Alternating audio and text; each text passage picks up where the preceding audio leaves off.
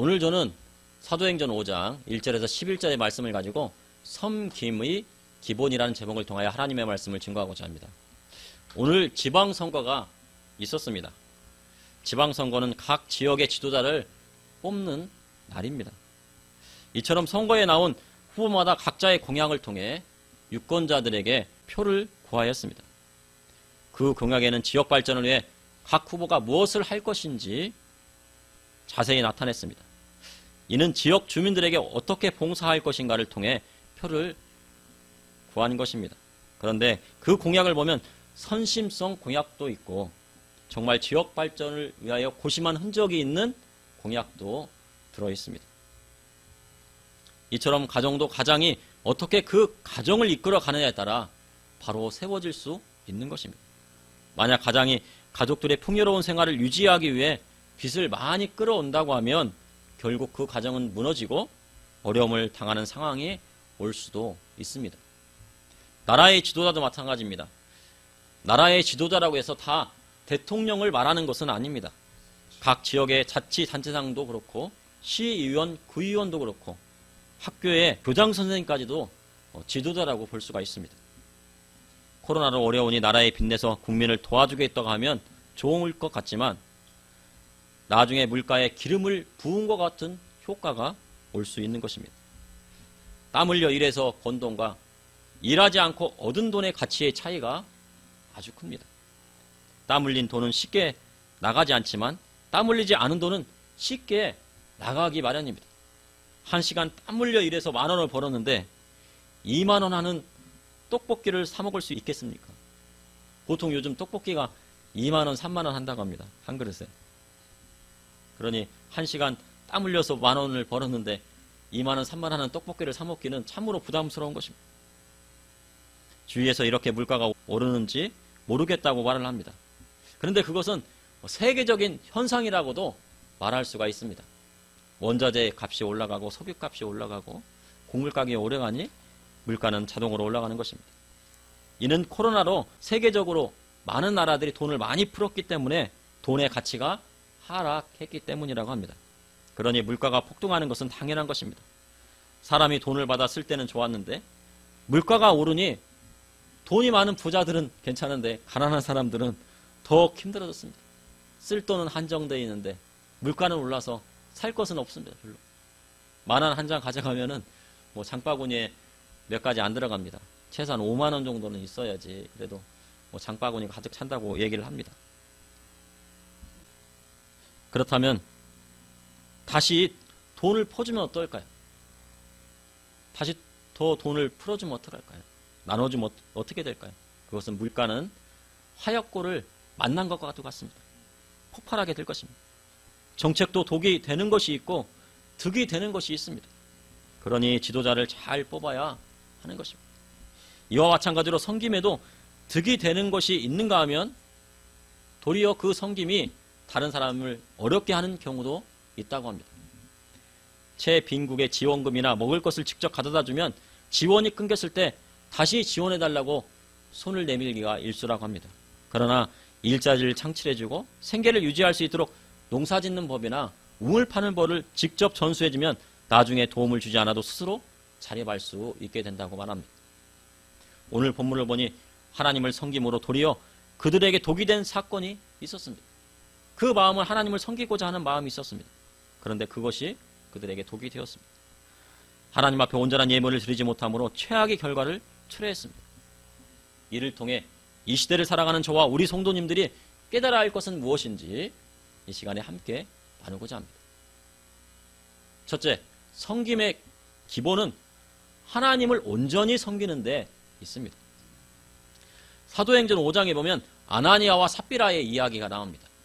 아나니아라는 인물이 사도행전에서 3번 등장합니다. 3명의 사람이 등장하게 되는데 사도행전 5장에 아나니아와 삽비라가 있고 사도행전 9장에 사울의 즉 바울의 눈을 뜨게 하고 세례를 베풀었던 제자 아나니아가 있습니다. 또 사도행전 23장에 바울을 신문한 대제사장 아나니아가 있습니다. 이들은 이름은 같지만 다 다른 사람입니다. 그런데 아나니아란 이름은 하나님이 은혜를 갚으시다라는 뜻이 있습니다. 이름만큼이나 모두 하나님을 따르기로 작정한 사람이었다고 볼 수가 있습니다. 그런데 사도행전 5장에 아나니아와 삽비라는 자신의 소유를 팔아 그 값의 일부를 감추었다고 성경에 기록되어져 있습니다. 소유란 헬라어 크테마인데 특히 땅과 토지 등 부동산을 말하는 것입니다. 그러니 아나니아와 삽비라는 부동산을 처분하여 현금으로 동산을 만든 다음 그것의 일부를 사도들 앞에 가져갔고 또 일부는 숨겼습니다. 그런데 이들이 하나님 앞에 다 드리기로 작정했는데 성령을 속이고 얼마만 사도들에게 가져갔다고 성경에 기록하고 있습니다. 그리고 이 일로 인하여 그들이 죽음을 맞이했습니다. 보통 사도행전을 읽게 되면 5장에 나오는 아나니아와 삽비라의 사건을 보고 큰 충격을 받게 됩니다. 내가 아나니아와 삽비라는 아닌가 걱정하게 됩니다. 내가 아나니아와 삽비라처럼 이렇게 한 적은 없는가 걱정을 한다고 합니다. 하나님 앞에 드리기로 하고 소유의 판돈의 얼마를 감추었다고 죽음에 이를 수 있는가 라는 의문도 생깁니다. 하나님 앞에 드리기로 했는데 그 중에 일부를 자기가 드리지 않았다고 이렇게 죽음에까지 이를 수 있는 것인가? 이는 구약성경에 나올 법한 일입니다. 구약성경에 일어났던 일이 신약교회에도 일어날 수 있는가 하는 것입니다. 일어날 수 있을까요? 그런데 일어났습니다. 바로 초대교회에 일어난 것입니다. 구약성경 여호수아 7장에 보면 여호수아의 군대가 아이성을 공격할 때 패하게 된 주요 원인이 물질에 있었습니다. 이는 아간이 온전히 바친 물건을 취하였기 때문입니다. 그는 노략물 중에 외투 한 벌과 은 200세겔과 500세겔 무게의 금 한 덩이를 취하였다고 성경에 나와 있습니다. 그래서 여호수아가 그를 돌로 치고 물건도 돌로 치고 불사르자 여호와의 노가 그쳤습니다. 그리고 그것의 이름을 아골 골짜기라 하였습니다. 그런데 아간도 어떻게 보면 유다지파 세라 족속에 속한 하나님의 백성이었습니다. 그러나 탐욕에 눈이 멀어 온전히 바친 물건을 취하여 하나님의 심판을 받게 된 것입니다. 이처럼 신약시대 아나니아도 밭을 판 돈 중에 얼마를 감추고 일부만 사도들의 발 앞에 두었습니다. 그러다 사도행전 5장 3절에 베드로가 이르되 아나니아여 어찌하여 사단이 내 마음에 가득하여 내가 성령을 속이고 땅값 얼마를 감추었느냐. 사도 베드로는 아나니아가 성령을 속였다고 말하고 있습니다. 그러니 역으로 추정하면 아나니아는 성령을 받은 사람임을 추정할 수가 있습니다. 그러니 성령을 속인 것입니다. 사도행전 5장 이전에 성령을 받은 사건은 2차례 나옵니다. 오순절날 마가다락방에서 120문도에게 불같은 성령이 임했습니다. 그리고 명절에 예루살렘에 몰려든 유대인과 그곳에 사는 모든 유대인에게 베드로가 복음의 말씀을 전했습니다. 예수님은 메시아여 구원자 되시며 너희들이 십자가에 못 박았던 예수가 부활하여 하늘로 승천하시고 하나님 우편에 앉아 계심을 증거하자 그날에 3,000명이 회개하고 그 3,000명이 또 세례를 받았습니다. 침례를 받았습니다. 그리고 성전 앞에 앉아있는 안진뱅이를 고치고 솔로몬 행강에서 말씀을 전하다 말씀을 듣고 믿는 자가 남자만 5,000명이 되었다고 기록하고 있습니다. 베드로와 요한이 붙잡혔다가 풀려나 말씀을 전하 모인 곳이 진동하고 무리가 성령의 충만함을 다 받았습니다. 그러니 아나니아는 120문도에 들어있을 수도 있고 이후 복음의 말씀을 듣고 성령을 받은 5,000명의 남자에 속해 있을 수도 있다고 추정할 수가 있습니다. 둘 중에 하나일 것입니다. 그렇게 믿는 무리가 한마음 한뜻이 되어 모든 물건을 서로 통하게 시작했습니다. 그리고 자기 재물을 조금이라도 자기 것이라 하는 이가 하나도 없습니다. 사도들이 큰 권능으로 주 예수의 부활을 증언하니 무리가 큰 은혜를 받았습니다. 그러니 그 중에 가난한 사람이 얻게 되었습니다. 이는 밭과 집 있는 사람들이 팔아 그 판 것을 사도들의 발 앞에 두니 사도들이 각 사람의 필요에 따라 나누어 주었기 때문입니다. 마르크스는 사회주의 노동 분배 원칙에서 능력에 따라 일하고 필요에 따라 분배해야 한다고 말을 했습니다. 그것이 사회주의와 공산주의의 기본적인 이념이고 바탕입니다. 사회주의나 공산주의 이루는 분배에 있어 상당히 이상적입니다. 그러나 현실 세계에서는 실현되기 어렵습니다. 그러한 이유는 인간의 탐욕은 한이었기 때문입니다. 중국의 최고 공산당 지도층에 있는 160명의 평균 자산이 1조 7천억 정도라고 합니다. 그러니 얼마나 많은 돈을 소수의 사람들이 운영하고 있습니다. 그런데 최빈민은 하루에 10,000원 벌기도 어렵다고 합니다. 하루에 10,000원 벌면 한 달이면 30만 원인데 30만 원, 50만 원 벌기도 어렵다고 하니 사회주의는 빈부의 격차만 더 늘어날 뿐 현실에서 실현 불가능한 사상임을 밝혀진 것입니다. 그런데 초대교회에서 성령이 임하자 공정한 분배가 실현되었습니다. 사도들의 발 앞에 둠에 그들이 각 사람의 필요에 따라 나누어 줌이라 라고 사도행전 4장에 기록되어 있습니다. 그러니 공정한 분배는 성령이 충만했던 초대교회의 때와 각 집안에서만 이루어질 수가 있는 것입니다. 그런데 성령에 사로잡힌 아나니아가 마음에 사단이 가득하여 하나님 앞에 드리기로 작정한 소유의 판돈 중에 얼마를 감추었습니다. 아나니아는 성령을 받은 사람으로 자신의 양심을 속이고 하나님을 속인 것입니다. 그런데 성령의 권능이 임한 베드로가 아나니아의 마음을 꿰뚫어 보았습니다. 이거를 보통 이제 투시의 은사라고도 말들 하는데 여호수아서 7장에 온전히 바친 물건이 있는 것처럼 하나님 앞에 드려진 예물도 있는 것입니다. 이처럼 주님의 제자가 되기 위해 소원하고 바쳐진 사람은 다시 물을 수가 없습니다. 그러니 주의 종으로 죽는 순간까지 강대상에 서시겠다는 목사님이 계신 것입니다. 내 몸이 아무리 불편하고 내가 힘들어도 죽는 순간까지 이 강대상을 떠나지 않겠다고 하는 것입니다. 이는 주의 종이 되면 다시 무르지 못하기 때문입니다. 또한 하나님 앞에 드려진 예물도 다시 물을 수가 없는 것입니다. 만약 물으려면 그 이상의 값을 치러야 한다고 구약 성경에 나와 있습니다. 그러므로 성령 받고 성령 세례 받은 사람은 하나님을 온전히 섬겨야 하는 것입니다. 둘째, 섬김의 기본은 주님의 제자가 된 삶을 살 때 이루어집니다. 사도행전 5장 4절에 땅이 그대로 있을 때 내 땅이 아니며 판 후에도 내 마음대로 할 수 없더냐 어찌하여 이 일을 내 마음에 두었느냐 사람에게 거짓말을 한 것이 아니오 하나님께로다. 쉽게 말하면 그 땅을 팔기 전에도 당신 것이었고 또 판 다음에도 당신 마음대로 할 수 있는 것이 아니었습니까?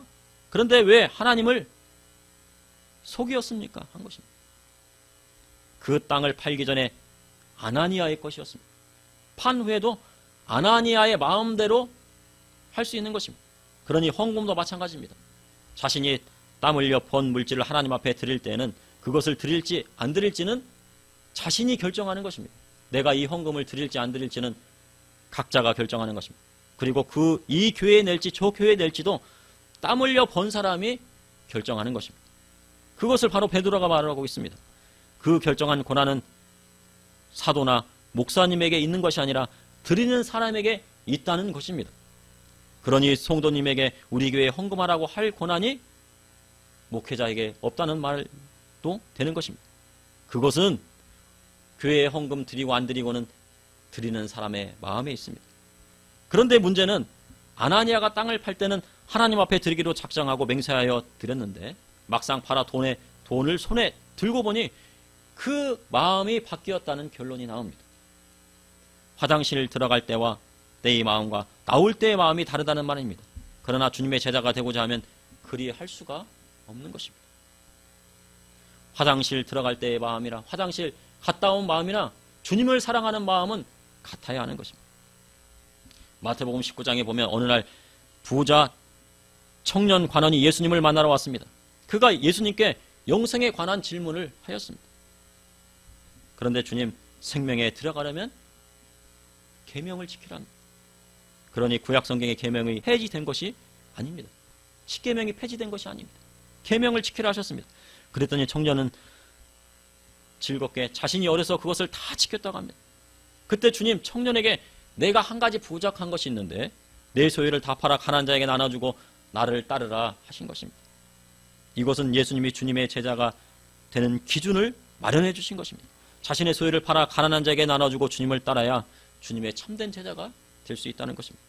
그리고 그러한 기준을 통과한 자만이 하나님 앞에 드려진 헌금을 관리하고 하나님을 섬기는 곳에 헌금을 쓰며 각 사람의 필요에 따라 나눠줄 수 있다고 하는 뜻도 되는 것입니다. 이처럼 부모님이 재산을 나누어줄 때 가장 공평한 것입니다. 어떤 자녀에게는 많이 주고 어떤 자녀에게는 적게 준다 할지라도 그것은 공평합니다.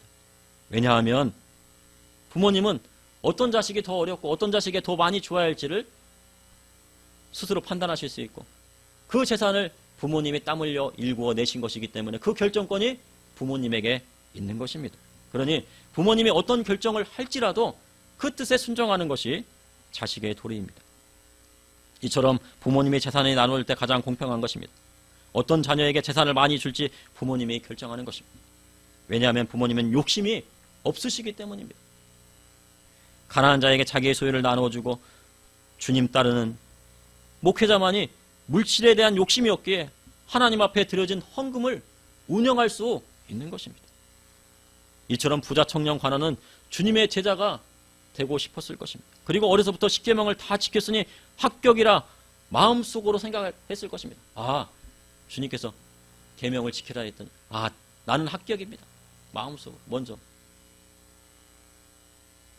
그러나 주님의 기준은 달랐습니다. 아나니아 또한 부자 청년과 같이 같은 마음을 가지고 있었을 것입니다. 그러나 막상 아나니아는 주님의 제자가 되기 위해 소유를 팔긴 팔았는데 부자 청년 관원은 그 소유도 팔지 않았습니다. 그런데 아나니아는 성령도 받고 그 소유를 팔긴 팔았습니다. 그런데 그 마음에 사단이 주는 욕심에 가득했습니다. 그리고 사도뿐만 아니라 하나님을 속인 결과가 되고 만 것입니다.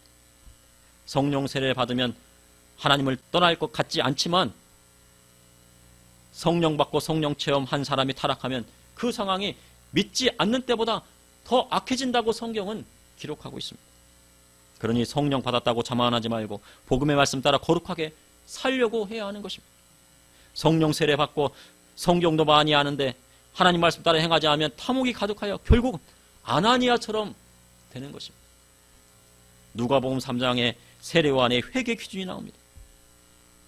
세례요한이 회개하라고 했을 때 많은 사람들이 회개하러 나왔습니다. 그랬더니 하는 소리가 독사의 자식들아 그러는 겁니다. 그러면서 회개의 기준들을 이야기합니다. 그 기준이 무엇입니까? 옷 2벌이 있으면 옷 없는 자에게 나눠주고 먹을 것도 그리 안 하는 것입니다. 마태복음 5장에 보면 주님의 기준이 나옵니다. 너를 고발하여 속옷을 가지고 하자면 겉옷까지 가지게 하고 억지로 오리라고 하라 하면 심리를 가라 하셨습니다. 그러면 주의 사역자가 어찌 생활할 수 있을지 질문합니다. 주님 12제자를 전도여행 보내시고 지팡이나 배낭이나 양식이나 돈이나 2벌옷을 가지지 말라 하셨습니다. 복음 전하고 병고침이 일어나는 곳곳마다 주님이 채워주시겠다고 말씀하셨습니다. 그리고 그들이 돌아왔을 때 부족함이 없었다고 주님 앞에 고백을 했습니다. 그것이 주님 따르는 제자의 삶인 것입니다. 그러나 주님의 제자의 기준에 아나니아는 미치지 못했습니다. 그리고 하나님 앞에 드려진 땅값 일부도 감추었습니다. 그러니 그것은 하나님 앞에 온전히 드려진 예물이 될 수 없었고 하나님을 속이는 일이 되고 만 것입니다. 그런데 그 결과가 정말 냉혹했습니다. 사도행전 5장 5절에서 6절에 아나니아가 이 말을 듣고 엎드러져 혼이 떠나니 이 일을 듣는 사람이 다 크게 두려워하더라. 젊은 사람들이 일어나 시신을 싸서 메고 나가 장사하니라. 그 말을 듣는 즉시 엎드러져서 혼이 떠났다는 것은 몸과 영혼이 분리되었다는 것입니다. 영과 영혼이 혼이 떠나게 되면 사람은 죽음에 이르게 되는 것입니다. 그러므로 하나님을 섬기는 사람만이 하나님을 참으로 섬기고자 하는 사람만이 주님의 참된 제자가 될 수 있는 것입니다. 셋째, 섬김의 기본은 물질에 대한 욕심을 버리고 주님을 따르는 것입니다. 아나니아가 죽고 3시간쯤 지나 그의 아내가 일어난 일을 모르고 들어왔습니다. 베드로가 그 땅 판값이 이것뿐이냐 내게 말하라 하니 삽비라가 예 이것뿐입니다 합니다. 사도행전 5장 9절에 베드로가 이르되 너희가 어찌 함께 꾀하여 주의 영을 시험하려 하느냐. 보라 내 남편을 장사하고 오는 사람들의 발이 문 앞에 이르렀으니 또 너를 메어 내가리라 하였습니다. 땅판 값의 1%를 감춘 아나니아와 삽비라는 축구마입니다. 그럼 그들이 가진 땅은 무엇이고 땅값이 무엇이기에 이러한 결과를 초래했던 것일까요? 창세기 1장 28절에 보면 생육하고 번성하여 땅에 충만하라. 땅을 정복하라. 바다의 물고기와 하늘의 새와 땅에 움직이는 모든 생물을 다스리라 하시니 창조주 하나님께서 땅을 허락하신 목적이 이곳에 나와 있습니다. 하나님께서 땅을 허락하신 이유가 무엇일까요? 그것은 그 땅에서 생육하고 번성하기 위한 목적으로 땅을 주셨다고 성경에 기록되어 있습니다. 창세기 1장 28절에 그렇게 기록되어 있습니다. 다시 말하면 생육하고 번성하기에 땅이 필요한 것입니다. 그래서 하나님이 땅을 정복하고 그 안에서 모든 생물을 다스리라 하신 것입니다. 4인 가족이 모든 것을 자급자족하며 살려면 1에이커의 땅이 필요하다고 합니다. 1에이커는 1200평 정도의 땅을 말합니다. 200평은 집을 짓고 1000평은 농사 지으면 권력자의 도움 없이도 살 수 있습니다. 권력자의 도움을 얻지 않아도 살 수 있으니 권력자나 정치인이 잘못하면 잘못했다고 발언할 수 있는 것입니다. 그래서 1에이커의 땅이 필요한 것입니다. 그리고 자손이 많으면 많을수록 큰 땅이 또 필요합니다. 그런데 만약 자손이 없으면 많은 땅이 필요하지 않습니다. 집도 자손이 많아야, 자식들이 많아야 큰 집이 필요한 것입니다. 자식이 없으면, 그리고 자식이 얼마 없으면 큰 집이 필요하지 않습니다. 그만큼 자손이 많으면 그 자손들이 살 땅이 필요한 것입니다. 자식들이 없는데 큰 땅이 있으면 관리하기만 어렵습니다. 집안도 혼자 사는데 100평이면 그 100평을 관리하기도 어려운 것입니다. 그런데 사람들은 자식들이 많아 땅을 사는 것이 아니라 투기의 목적으로 땅을 구입하고 팔고 있습니다. 이는 성경이 말하는 달란트를 땅에 묻어놓은 사람과 같은 것입니다. 땅 투기는 열매도 없을 뿐더러 하나님 나라의 상도 없습니다. 하지만 그 땅에서 자식들을 많이 낳아 하나님의 말씀대로 기르고 양육하면 하나님 나라의 상도 큰 것입니다. 세례요한이 옷 두 벌 있는 자는 왜 옷 없는 자에게 나누어 주라 했을까요? 당시에 옷 한 벌 있으면, 겉옷 한 벌 있으면 서민층에 들어갑니다. 그리고 겉옷이 두 벌 있으면 그래도 잘 사는 부자에 속하는 것입니다. 그러니 겉옷 한 벌은 가난한 자에게 나누어 주라 한 것입니다. 구약 성경에 보면 겉옷을 저당 잡혔으면 해가 지기 전에 그에게 주라고 합니다. 가난한 사람에게.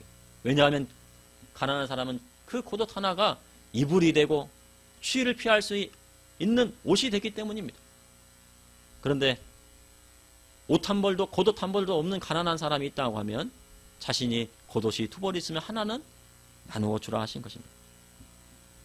예수님께서 부자 청년 가난에게 내 전 재산을 팔아 가난한 자에게 나누어 주라 하신 이유가 무엇입니까? 당시 청년이 부자가 되는 것은 어려운 일이었습니다.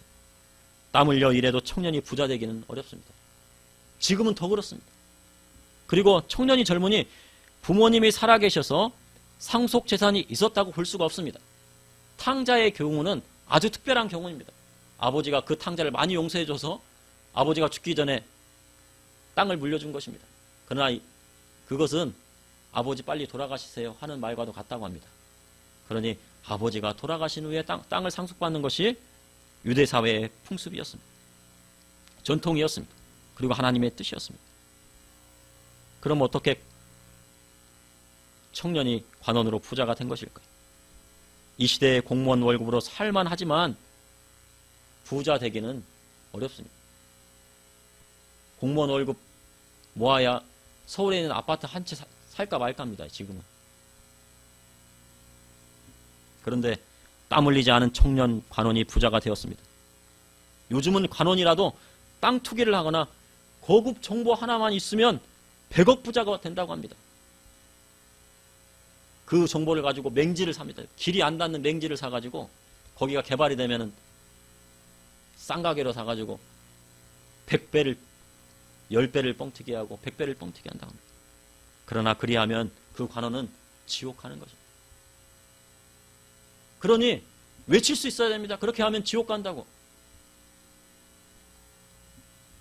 그러니 주님 부자 청년 관원에게 자기 소유 다 팔아 가난한 자에게 나누어 주고 주님 따라서 영생을 얻으라 하신 것입니다. 이처럼 아나니아 삽비라도 땅 판 돈에 욕심이 생겼습니다. 아무리 성령 받아도 탐욕에 이끌리면 하나님의 심판을 모면할 수 없는 것입니다. 사도행전 5장 10절에서 11절에 곧 그가 베드로의 발 앞에 엎드려져 혼이 떠나는지라 젊은 사람들이 들어와 죽은 것을 보고 메어다가 그의 남편 곁에 장사하니 온 교회와 이 일을 듣는 사람들이 다 크게 두려워하니라. 그러므로 믿음의 성도는 물질에 대한 욕심을 버려야 주님을 제대로 온전히 섬길 수 있는 것입니다. 최근 경제 전문가들의 말은 시장이 어떻게 변할지 모르니 다양한 방법으로 준비하고 있어야 한다고 합니다. 경제가 어떻게 변할지 모른다고 합니다. 그리고 어떤 변수가 나올지 모릅니다. 다시 말하면 이전보다 경제를 예측하기가 더 어렵다는 말입니다. 이러한 상황 속에서 믿음의 성도는 탐욕을 버리고 하나님의 말씀을대로 살아야 하는 것입니다. 탐욕을 버려 빚내서 땅에 투자하고 주식에 투자하고 아파트 투자하면 큰일 나는 시대가 옵니다. 그러니 성령 받았다고 자만하지 말고 주님이 원하시는 제자의 삶을 살아야 참된 주님의 제자가 되는 것입니다. 그러므로 믿음의 성도는 하나님을 온전히 섬겨야 합니다. 그리고 하나님을 온전히 섬기는 사람만이 주님의 제자가 될 수 있는 것입니다.